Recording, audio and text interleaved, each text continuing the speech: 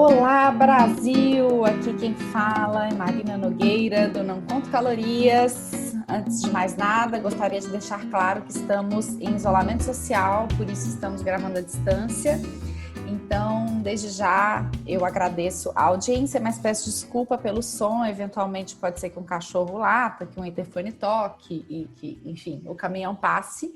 Estou fazendo esse episódio com muita alegria, porque eu convidei uma pessoa que eu gosto muito e que é um assunto que eu amo muito também. E vou começar esse episódio lendo uma frase que eu achei sensacional, que é: o sofrimento que se sofre sozinho, às vezes se transforma em outra coisa quando narrado. Essa frase é do livro do Christian Dunker, que é um psicanalista excelente, e se chama Reinvenção da Intimidade, Políticas do Sofrimento Cotidiano. Então, você já pode imaginar que o assunto de hoje é terapia, psicólogo, psicanalista, é falar da mente. Tcharará. Tcharará. E para falar disso, chamei uma pessoa que eu adoro, que é a minha sócia no consultório, que é a minha amiga, que já foi minha paciente e que divido casos de pacientes com ela. Juliana Leite, a famosa @por falar em terapia. A Ju, eu vou chamá-la de Ju porque eu sou íntima. Ela é psicóloga clínica formada pela Universidade Maurício de Nassau, em Recife. Ela é integrante do grupo Corpo e Cultura Endangered Bodies São Paulo. E ela é essa pessoa maravilhosa que vai falar comigo hoje de terapia, de psicanálise. Gente, quando eu falar terapia, eu tô falando de todos os tipos, tá? Só para ficar claro aqui. Ju, muito obrigada pela sua presença. Eu que agradeço, meu amor. E é interessante, né? A gente já começa assim, Ju, do Por Falar em Terapia. Por Falar em Terapia, minha galera, foi ideia da Marina, inclusive, né? É verdade. Chegamos a esse @Brasil. Chegamos a Por esse conta dela. através da minha mente criativa. O ótimo que eu não conto calorias, não fui eu que eu dei o nome, mas um dia eu conto essa história. Ju, é o seguinte, Vamos. assunto, você sabe disso, eu adoro. E eu acho, assim, o que eu vejo hoje em dia no consultório, né? E aqui a gente está falando do consultório de nutrição que trabalha com questões da comida e do corpo, é que tem muita gente ainda que tem uma trava, né, para procurar ajuda para a saúde mental, né? Como se saúde mental fosse uma coisa separada ou fosse uma coisa, sei lá, que não existisse, né? E eu costumo falar com os pacientes que cuidar da mente é igual cuidar da diabetes, é igual cuidar, enfim, né, do intestino que não funciona, é igual cuidar de várias outras coisas. E aí eu vejo que ainda tem muito aquele pensamento antigo, né? De terapia é coisa de doido, terapia é coisa de gente que não tem o que fazer, tá faltando problema nessa vida. E é assim, né? Por que a pessoa deveria fazer terapia? Por que a pessoa deve procurar ajuda ou procurar alguém para falar, né? É interessante, né? Isso era uma coisa que sempre me incomodou muito na minha formação, né? Na faculdade, porque esse é um estigma da psicologia, né? A gente também não isenta aí os psicólogos também da sua responsabilidade. Eu acho que a gente ficou durante muito tempo muito distante, né? De todo mundo, muito distante da sociedade em si, achando que realmente o consultório, só o consultório, ele sozinho daria conta só de quem procurasse, quando não é muito por aí. A gente sempre carregou esse estigma, né, de que terapia é coisa para maluco, mas não é, terapia é coisa para todo mundo, né? Terapia nada mais é do que você buscar, e eu acho que a gente está muito carente disso, buscar um espaço para falar do seu sofrimento, buscar um espaço para falar sobre a sua vida, né? Porque até mesmo na frase que você leu do Christian Dunker, ele fala que quando a gente sofre muito sozinho, ele de repente tem uma conotação, tem uma forma, tem um sentido, e quando a gente leva isso, inclusive, para um outro espaço, o espaço terapêutico é um espaço, a gente não pode esquecer que é um espaço de espelho, você muitas vezes está falando para si mesma, a gente consegue aí dar um outro olhar em cima do sofrimento. Eu acho bem curiosa essa frase, porque eu vivo falando isso na minha terapia. Às vezes eu começo a falar e falo, gente, que louco, olha só o que eu tô falando, né? Assim, tipo, me dê conta agora disso. Exatamente. E aí você mesma, né, já começa a tipo, não, peraí, não é bem assim, ou não é sim, assim, eu vou resolver desse jeito. Então, eu acho bem curioso, assim, como as pessoas ainda têm essa ideia de que terapia é coisa de gente doida, quando a gente parte também do princípio de que você não precisa só estar num grande problema para procurar terapia, né? Então, assim, a gente está falando que terapia não é coisa de gente doida, é coisa de qualquer pessoa. Como que funciona isso, né? Assim, como que a pessoa procura uma terapia? Qual que é a diferença? Então, assim, vamos começar do começo, né? Quem que ela tem que procurar? É psicólogo, é psiquiatra ou é psicanalista? Qual que é a diferença entre esses três? Então, vamos lá, vamos para a diferença entre os três, né? Porque a procura por algum profissional, ela vai muito da demanda, né, que você está vivendo, que você está, ou pelo que você está sentindo e tudo. Então, diferença básica entre psicólogo, psicanalista, psiquiatra. Psicólogo é aquela pessoa que se formou em psicologia, né? Ela fez o curso de psicologia, geralmente a graduação de 5 anos, e depois você sai psicólogo, você sai, né? Você vai lá no CRP, tira o seu registro e vai atuar enquanto psicólogo, abrindo portas para as suas especializações. Então, depois da faculdade, a gente geralmente tem a especialização em RH, em organizacional, você vai trabalhar em recursos humanos. Você tem especialização em escolar, você é o psicólogo escolar, né? Psicólogo da escola. Você faz parte aí do corpo psicopedagógico também das instituições, das escolas. Você pode trabalhar na área jurídica, você pode trabalhar, inclusive, em consultório. E aí você faz a extensão em psicologia clínica. E aí você vira psicólogo ou psicoterapeuta, é isso? Né? Assim, você pode chamar de tipo, hoje eu vou no psicólogo, ou eu vou no psicoterapeuta, eu vou no terapeuta. É isso, né? Tá, no terapeuta, tá.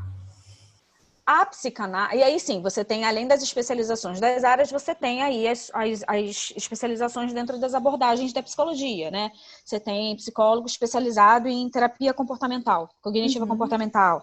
Você tem a escola, formação em psicanálise. Você tem a formação em gestalt terapia. E por aí vai, são as linhas de pensamento de trabalho dentro da psicologia. A psicanálise é uma formação à parte. Você não precisa ser psicólogo para ser um psicanalista. Né? A própria psicanálise ela é uma formação por si só. Dá para fazer os dois? Dá. Demora muito tempo? Muitos anos, inclusive. A formação em psicanálise ela é muito demorada. Né? E tem aí os tripés, o famoso tripé, né, de formação da psicanálise. Mas não necessariamente o psicólogo é psicanalista e o psicanalista é psicólogo. Tá, então, por exemplo, eu posso fazer um curso de formação em psicanálise, eu sou nutricionista, eu posso ir lá, me inscrever, estudar e virar uma psicanalista, é isso? Pode. Mas para ser psicólogo, eu preciso fazer a faculdade de psicologia. Tá, beleza. Agora, o psicólogo, ele pode ser psicanalista, né? Também, e aí ele faz a faculdade e depois faz a sua formação em psicanálise. E o psiquiatra é o médico, né? Psiquiatria é uma extensão da medicina, é uma formação, uma especialização da medicina que você vai lá, faz a faculdade de medicina e dentro da faculdade de medicina você opta aí pela especialização em psiquiatria. E aí sim, a grande, a mais famosa aí, né, num senso comum de diferença é que o psiquiatra é o cara dos diagnósticos e da medicação e não o psicólogo, né? Porque a gente precisa ter muito bem dividido isso. Então, isso é uma coisa que eu coloquei nas minhas anotações, que eu acho que uma das coisas super importantes para quem talvez está ouvindo, quer procurar ajuda e não sabe e deveria saber, é que psicólogo e psicanalista, né, isso eu estou excluindo aqueles que são psiquiatras, mas se não é psiquiatra, não pode indicar remédio, não prescreve remédio e não dá o diagnóstico, né? Ou seja, o que a gente pode... Você pode trabalhar um diagnóstico, né? A nossa formação, ela abrange uma certa parte, obviamente, de psiquiatria, mas não dá licença para diagnosticar. Sim, você pode sugerir, né? Tipo, isso aqui tá com cara de depressão, isso aqui tá com cara de transtorno de ansiedade generalizada. Não desse jeito que você vai falar, obviamente, mas você não vai falar, bater o martelo ali e falar para a pessoa, olha, é isso, e você vai tratar. Do psiquiatra junto. Sim. Sim. você precisa do psiquiatra junto. Sim, tá, ótimo. Então é isso. E do mesmo jeito, eu vou falar aqui da parte nutricional, que tem muito psicólogo que trabalha, né? A Ju é uma delas, com pessoas encaminhadas por nutricionistas, e o psicólogo ele também não interfere na conduta nutricional, do mesmo jeito que o nutricionista não interfere na conduta terapêutica. Óbvio que a gente lida com questões similares e muito parecidas no consultório, e vez ou outra surge o assunto comida e surge o assunto dores da minha mente que interferem na minha alimentação. Mas isso não quer dizer que você vai se vestir, a nutricionista não vai se vestir de terapeuta e o terapeuta não vai se vestir de nutricionista, né? Você não vai prescrever uma dieta ou você não vai fazer um aconselhamento nutricional, não é isso? Nunca. Tá. Né? Não existe a possibilidade de você receber um paciente no seu consultório, escutar, né, a escuta clínica acerca do sofrimento dele com relação à comida e de maneira e hipótese alguma você interferir no trabalho do nutricionista.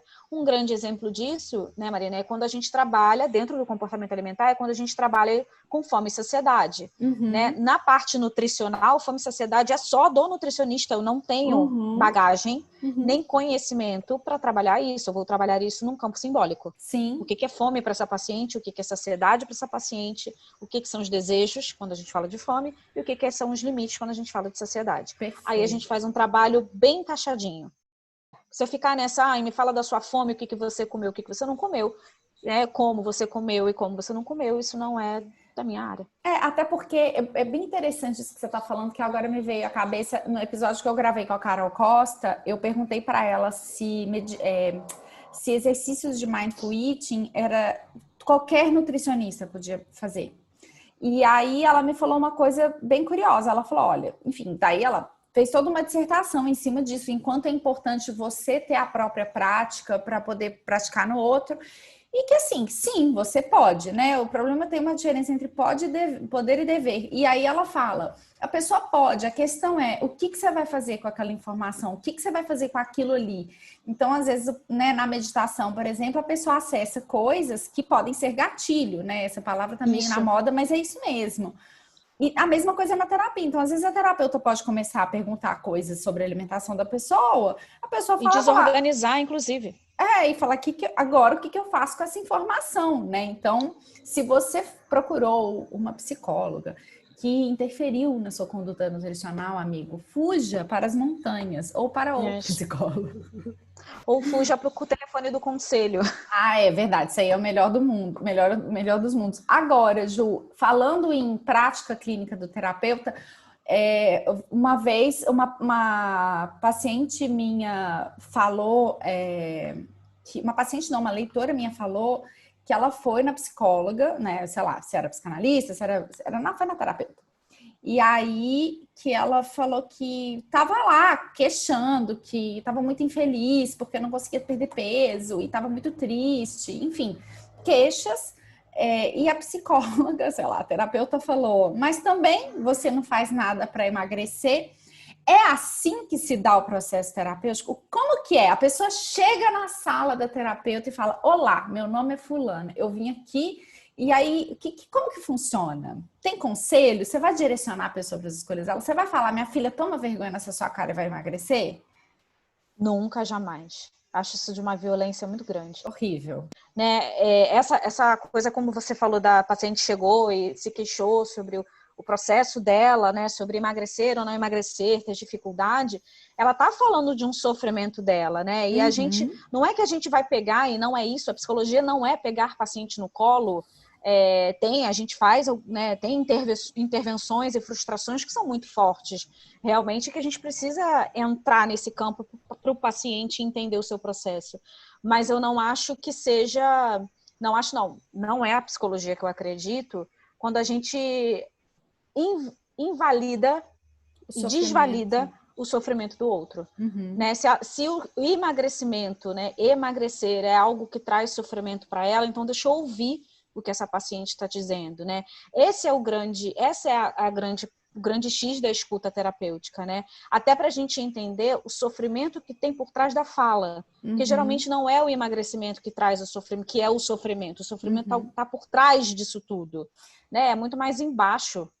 E quando eu tô te contando, você tá me falando isso, é aquilo de o terapeuta, ele não é amigo, né? Então as pessoas acham que Não. assim, que vai no terapeuta e o terapeuta vai dar, eu vou lá porque eu tô numa dúvida, se eu caso, ou se eu compro uma bicicleta, eu vou na terapia resolver como se o terapeuta fosse falar, olha, filha, casa, porque essa bicicleta tá ruim, então o marido é melhor.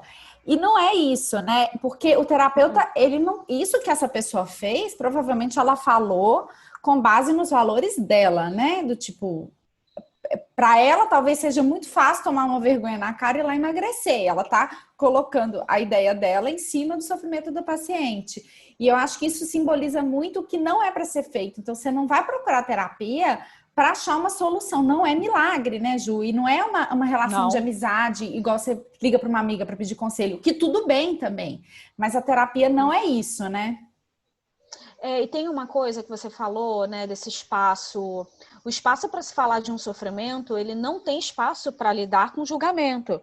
Tem uma coisa que todos os psicólogos aprendem, passam na faculdade, e por isso que a gente durante a faculdade insiste muito, insiste no sentido de orienta, né? Orienta muito, se fala muito da necessidade de, enquanto estudante, você também fazer o seu processo terapêutico. Você Uhum, experimentar estar no lugar de como paciente. Porque uhum, uma hora o seu lugar de terapeuta vai chegar, né? E sim. que bom que você também possa rever as suas questões, porque vai chegar paciente que vai esbarrar questões suas com a dele, e você vai Uhum. precisar do seu trabalho pessoal, até para discernir. Tem uma coisa que a gente estuda muito e fala muito, e eu preciso, inclusive, falar que precisamos falar mais disso dentro da faculdade da formação, que se chama suspensão fenomenológica. Eu preciso e é fundamental para mim, enquanto psicóloga, suspender tudo o que eu entendo como minha moral, meus costumes, meus valores e a minha ética para estar diante do outro. Senão eu não permito que aquele ambiente seja um ambiente isento de julgamento. Nossa, isso é muito bom você falar, porque uma das coisas também que eu escuto muito é a vergonha, o pudor, né? Porque aqui Uhum. a gente está falando de casos, óbvio, eu não estou falando que o sofrimento de ninguém é melhor, mas a gente sabe que tem pessoas que têm problemas muito cabeludos que, se falarem em voz alta, vão causar um choque muito grande, né? Uhum. E eu vejo que tem muita gente que tem vergonha de expor os sentimentos, né? E fica com essa preocupação. Ai, meu Deus, eu vou no terapeuta, o que ele vai achar de mim? Ele vai achar que eu sou uma pervertida, sei lá, sou uma louca. E tem também, né, Ju, o medo do psicólogo, do psicanalista, do terapeuta em geral, espalhar a coisa por aí. Então, assim, Não. como que é isso, né? Porque, é a vergonha. Então, assim, o que você falaria para uma pessoa que está com vergonha de procurar a terapia e para uma pessoa que está com medo de, sei lá, aqui a gente mora em São Paulo, é uma cidade gigante, né? Apesar de que a internet é um ventilador, um grande ventilador, que você joga uma merda e espalha para todo lado. Mas eu já escutei. Pulverizador. É um pulverizador. Mas eu já escutei queixas de pessoas que moram em cidades muito pequenas e que tem esse receio do tipo, eu vou lá no psicólogo, a cidade Sim. inteira vai ficar sabendo que, sei lá, eu fui me queixar de alguma coisa. Então, como que é isso? Uma coisa também que a gente precisa falar, assim, eu costumo dizer isso para os meus pacientes quando eles vêm e falam assim, eu não sei nem por onde começar. Da mesma forma que, primeiro de tudo, que a gente, enquanto terapeuta, a gente precisa entender que aquele espaço fala muito também de, caramba, é uma pessoa estranha que vai saber dos meus problemas. Mas Uhum, pra gente também é alguém estranho que está vindo contar dos problemas. uhum, Então, isso por si só já acaba um pouco, já tira um pouco da vergonha, né? Porque é o encontro de dois estranhos sim, e dali surge um puta de um vínculo, sim, que né? tem que Quando o ter, vínculo né? acontece. Uhum, Exatamente. Que, na verdade, é muito mais o vínculo que faz com que o paciente permaneça na terapia do que todas as intervenções que você possa fazer na vida. sim, Porque muitos psicólogos acham que a parte mais foda da terapia é aquela intervenção que vai deixar o paciente super... E não é. aquele O que mantém o insight, né? paciente... Primeiro que o insight não é seu, porque se o insight É, for seu e ele não fizer sentido para o paciente, você deu um puta tiro no pé. é, Você não faz nada com aquilo, nem ele faz com aquilo. sim, Né? E, na verdade, o que te mantém conectado com o outro é a tua escuta clínica, o teu acolhimento, Uhum. e o vínculo que você vai ter com aquela pessoa, com aquele paciente. E eu acho legal aqui dar um exemplo, porque tem muita gente que não entende o que é o vínculo, né? Quem nunca, enfim, quem nunca vinculou nesse nível. Uhum. O vínculo é aquela coisa do santo que bate, né? Tipo assim, cheguei, falei, gostei, enfim, confiei nessa pessoa, né? É uma Uhum. confiança. Isso é um vínculo, né? Tipo, não, eu vou continuar. Eu falo que é a sensação de sentar no sofá e falar, ai, tô bem aqui. Aqui eu falo, né?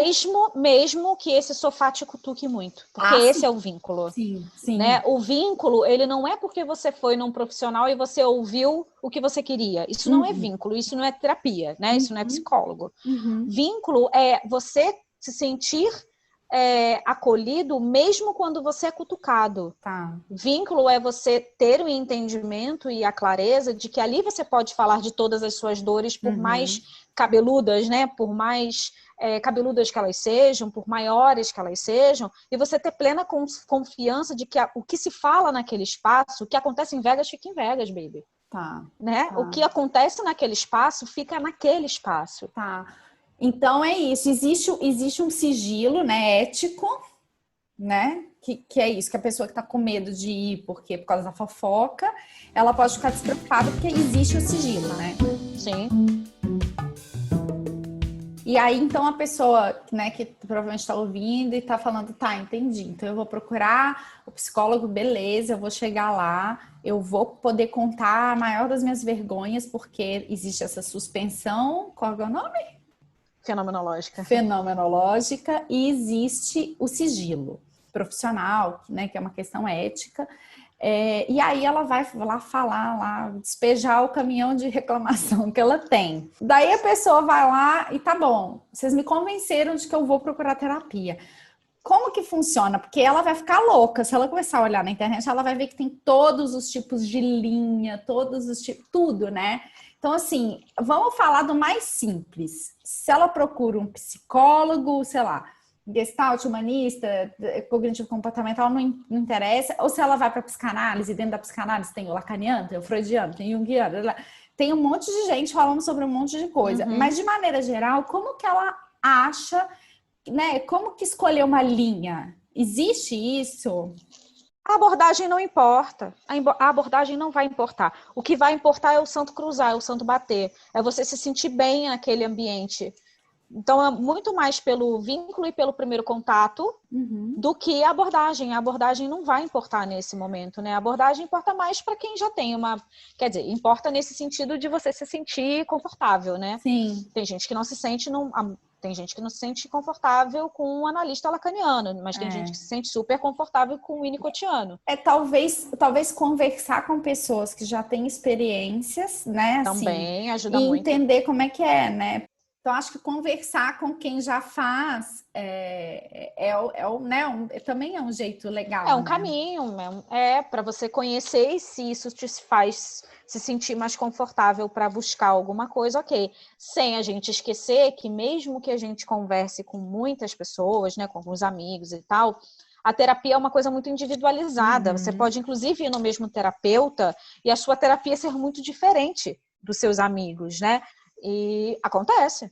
E aqui, aí então vieram duas perguntas aqui que eu não tinha notado, mas eu vou te fazer, porque são dúvidas Hum, recorrentes, eu tô pensando. E eu já tive essa dúvida. A hum. primeira delas é se mãe e filho, ou pai e filho, ou irmãos podem fazer, tipo, podem usufruir do mesmo terapeuta, porque eu aprendi que não. Que o bom é que Uhum. sejam terapeutas diferentes, né? Então, sei lá, um terapeuta, a não ser terapeuta familiar, né? Aí outro esquema. Sim, Mas sim. assim, terapia individual, essa era a primeira pergunta. E a segunda pergunta eu esqueci, mas já eu lembro. Conta aí, se pode ser o mesmo. Olha, por Por experiência, eu não tenho experiência. Vou logo dizendo, por experiência, não tenho experiência. E não gosto. Tá. Não gosto porque uma coisa é você realmente atender família. Outra coisa são processos individuais numa mesma dinâmica familiar. E toda dinâmica familiar guarda nuances, e essas nuances aparecem na terapia, e que a gente fica num lugar muito é uma linha muito tênue, né? A gente precisa tomar muito cuidado, inclusive, para que esse lugar do terapeuta do pai e do filho, do terapeuta da irmã e do irmão, não se torne o lugar, mais um lugar nessa família. Eu não gosto de atender dessa forma, não atendo dessa forma e não acredito que seja uma coisa interessante para se acontecer, justamente pela dinâmica familiar. Tá, ok, o seu irmão quer passar em terapia, a Marina é minha paciente, e o irmão da Marina, a irmã da Marina quer passar comigo. Vamos ver alguém para a gente indicar para o seu irmão? A não ser que seja muito pontual e algo muito do contexto terapêutico, né? Por exemplo, quando a gente atende adolescente e criança, a gente atende a família, a gente traz a babá, a gente traz o pai e a mãe, né? A gente traz irmão. Quando a gente atende adolescente, a gente geralmente escuta os pais. E aí sim, beleza. Mas eu fazer um processo de terapia, um processo individual com você e com a sua irmã, não me sinto confortável enquanto psicóloga. Tá. Ô Ju, e toda sala de terapeuta tem divã? Não. Mas acredito que todos os analistas devem usar. Por que eu tô te perguntando isso? Porque sala de terapia... Tem muita gente a minha não tem, né? Então, tem Apesar na fantasia, de tudo, a minha não tem. Tem na fantasia das pessoas, de algumas pessoas, de que elas vão entrar na sala do terapeuta e aquela coisa, cena de filme. E vai assim. subir aquele cheirinho de mofo. Aquela coisa de tapete mal seco, aquela coisa escura, tapete bordô. Né? Aquele senhor de cartola, velho, cheio de livro, parecendo cenário. Cheiro de charuto. Parecendo cenário do jornalista da Globo News, sabe assim? Tipo, aquela coisa bem, sei lá, bem quase mórbida, né? Assim, um negócio bem escuro. E não é isso, então, né? Tipo, você não precisa. Não é toda análise que você vai ficar de costas. Não tem isso, né? Tá. Não, até dentro da própria análise. Muitas vezes demora muito tempo para a gente deitar no divã. Eu já fiquei sabendo disso. Tem gente que leva anos para ir para o divã e tem gente que leva 2 sessões. Depende muito. Bom, vamos pelo começo. Consultório de terapia, né? Consultório psicológico nem sempre é mórbido e nem sempre tem banquinhos e tapetes fedidos e cheirinho de charuto. Então, não é um quadro mórbido, você não vai entrar num ambiente fúnebre. E qual é a outra pergunta? Se tem alta na terapia? Se tem alta. Existe, porque a gente não passa a vida inteira em terapia, né? Isso é uma coisa interessante, porque, além de tudo, trabalha muito essa questão... que é outra coisa que eu ouvia muito na faculdade, que faz muita diferença para mim, fez muita diferença na minha formação, que é a gente, enquanto terapeuta, prestar atenção se a gente não está prendendo o paciente num processo.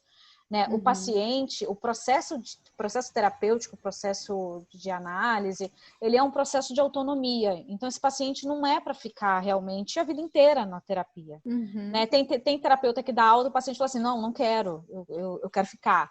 Mas também tem paciente que chega numa hora e fala, não estou vendo mais sentido, vou viver a minha vida e qualquer dia desse a gente se esbarra por aí. Tem pacientes que vão e voltam e tá tudo bem. Eu acredito sim numa retomada aí, num alcance da autonomia do paciente e que quando ele está nessa fase, né, chega nesse patamar, nessa fase da vida dele mais autônoma, lidando melhor com seus conflitos, né, entendendo, né, as suas angústias, e o que é uma angústia patológica, o que é uma angústia existencial, ele está pronto para ir viver outras coisas, né?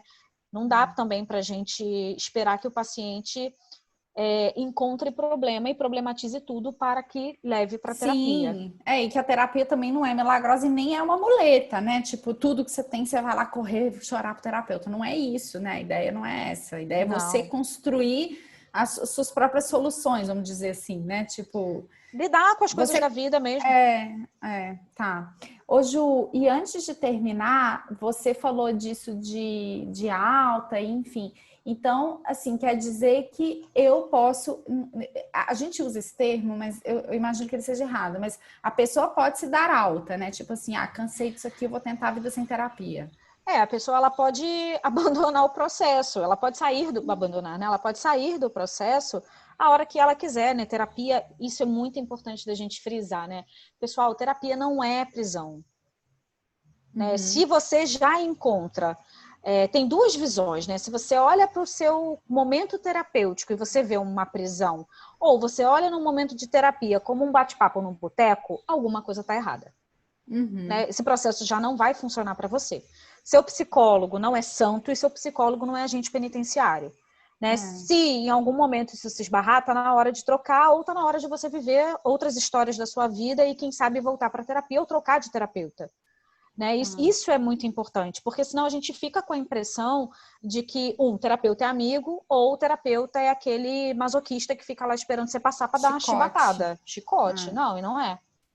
Tá. Ô Ju, e como que a pessoa, porque, né, como qualquer outro serviço, a terapia tem um custo, né? E ela pode variar de um custo que a pessoa pode pagar para um custo, né? Eu não gosto de falar caro e barato, mas um custo mais baixo que a pessoa pode pagar ou um custo alto.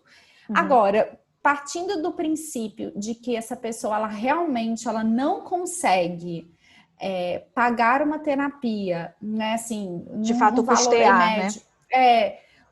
como que ela tem algum lugar que ela pode recorrer? Como que funciona? Então, tem terapeutas, né, tem psicólogos que trabalham com um atendimento social junto com o seu atendimento clínico, né? Na clínica tem aí um espaço para um atendimento social, que geralmente ou ele é gratuito ou ele tem aí o seu valor simbólico. Por exemplo, no meu caso, os meus atendimentos sociais são gratuitos. Né? Eu tiro aí, é uma forma, inclusive, de devolver também para a sociedade aquilo que a sociedade me deu, né? Aquilo que a psicologia também me trouxe. E eu tenho as minhas vagas preenchidas hoje, atualmente, mas elas são gratuitas, mas tem psicólogos que trabalham com valor simbólico. E a gente não pode esquecer que uma coisa muito importante, que é toda a faculdade de psicologia tem o seu serviço de psicologia aplicada ou clínica escola, serviço escola de psicologia, que geralmente são alunos dos últimos períodos, né, sendo supervisionados pelos professores, né, com grande bagagem aí na carreira, e que fazem atendimento para a população. Então se não dá para a pessoa ter preconceito, igual nessa coisa de residente não é médico e estudante de psicólogo é péssimo terapeuta, não existe isso, porque essas pessoas estão sendo supervisionadas o tempo todo, né? Não existe, inclusive, muitas pessoas, eu tive uma experiência dessa, e muitos amigos meus de faculdade tiveram, porque, pelo menos em Recife, na Nassau, a gente faz atendimento no oitavo, no nono e no 10º. Todos um ano e meio, né? Todos os períodos sendo supervisionados por professores, e de forma muito intensa, né? O oitavo período, uma supervisão com a turma inteira, e nono e 10º geralmente focado na abordagem ao qual você vai trabalhar. Então, você tem aí um aporte muito forte. E eu tive experiência na minha formação de que hoje ela voltou para a terapia, né? Ela não veio comigo para São Paulo, obviamente, mas ela me procurou depois de um tempo e foi minha paciente enquanto eu era estudante, quando eu estava lá no estágio da faculdade. E hoje ela é minha paciente. E muitos amigos meus, dá para você ver o poder do vínculo, né? O paciente, ele se vincula realmente, ele gosta daquilo, do cutuque, do momento, do espaço, do não julgamento, que muitas vezes o paciente acompanha. Quem faz muito isso, de ter inclusive profissionais já, né, psicólogos formados, que fazem uma parceria com Clínica Escola, é a PUC. Eu não sei se a PUC de São Paulo faz, mas a PUC, a Católica de Pernambuco faz, e eu acho que a Católica do Rio também faz. Né? Os profissionais vão se formando e vão fazendo parceria com a faculdade. Eu acho que se as pessoas digitarem no Google, né, clínica, escola de psicologia, faculdade, se ela jogar uns termos-chave assim, vai surgir um monte, né, para a pessoa. Como esse mês de agosto é o mês da psicologia, a partir de semana que vem eu vou estar lançando aí no Instagram, eu fiz um apanhado de todas as regiões do Brasil, né, norte, sul, enfim, todas, por estado, algumas clínicas e escolas que estão liberadas aí, bom, não sei na pandemia, ótimo, né, que são abertas aí para receber a população. Aqui em São Paulo tem muito. Ô Ju, então assim, agora a pessoa acabou esse episódio decidida, né? Que vai procurar terapia. E eu acho que é bom finalizar também lembrando para as pessoas que elas não precisam esperar o fundo do poço para procurar, porque terapia também não é só coisa de quem tem problema, né? Eu acho que, no meu ponto de vista, às vezes terapia é uma maneira até da gente tentar evoluir. Eu não sei se eu gosto muito dessa palavra evoluir, mas é a que eu penso no momento. Da gente melhorar mesmo, né, como ser humano, como entender mais as nossas questões, porque ninguém é feliz o tempo inteiro, ninguém está satisfeito o tempo todo, e tá tudo certo, né? Também a terapia não é caminho para a felicidade plena, né? Então, nossa, você falou uma coisa super importante, né? A terapia não é o pote de ouro no fim do arco-íris, né? E quando a gente fala até, inclusive do trabalho que a gente faz, né, Mar, com relação ao comportamento alimentar, o emagrecimento também não está no final do arco-íris, ele não é o potinho de ouro, mas a terapia talvez seja, ou o aconselhamento, a terapia nutricional, os atendimentos, acho que são os suportes que facilitam a gente atravessar o arco-íris. Sim. Né? E podem facilitar a gente. Eu acho que não é o final, né? Mas pode ajudar no caminho, né? Assim...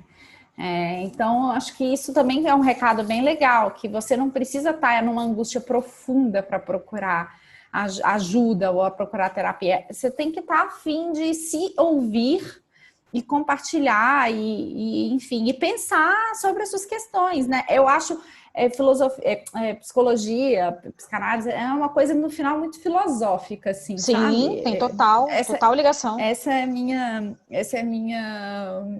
análise disso tudo. E aí, aproveitando isso que eu falei, de que psicologia e psicanálise e terapias em geral são coisas filosóficas, eu vou te pedir para indicar um livro ou material, alguma coisa, e antes eu vou dar a minha indicação, que é um livro para quem se interessa desses papos filosóficos, que é o livro do Luc Ferry, ou Luc Ferry, não sei, que é um francês, que foi, eu acho que primeiro-ministro na França, não lembro o cargo dele, mas que ele escreveu um livro lindíssimo, muito legal, que se chama Aprender a Viver, que é sobre filosofia.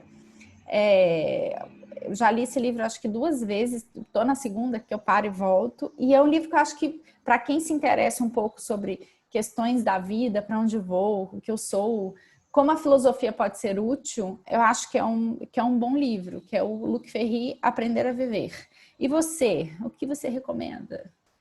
Tenho 2 indicações. O Cartas para um Jovem Terapeuta, do Caligares.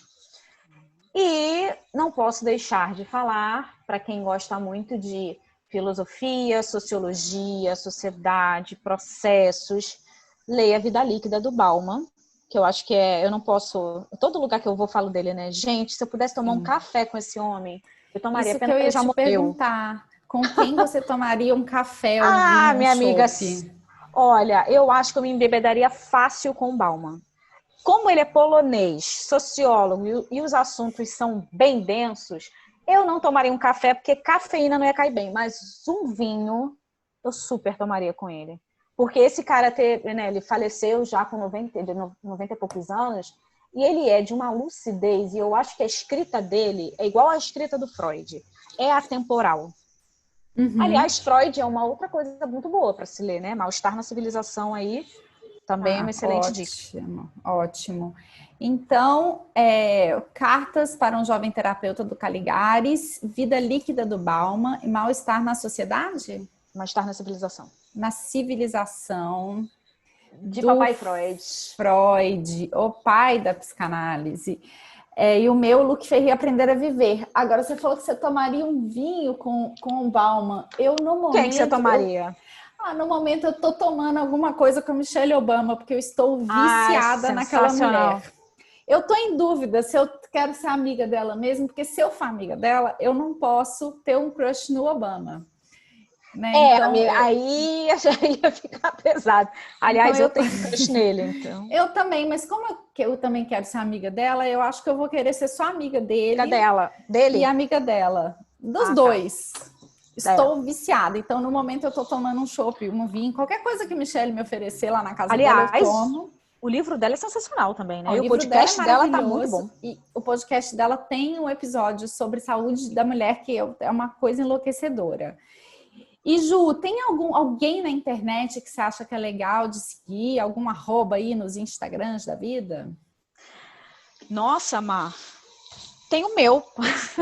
Para terapia, para psicólogas, o meu. É o arroba por falar em terapia. Terapia.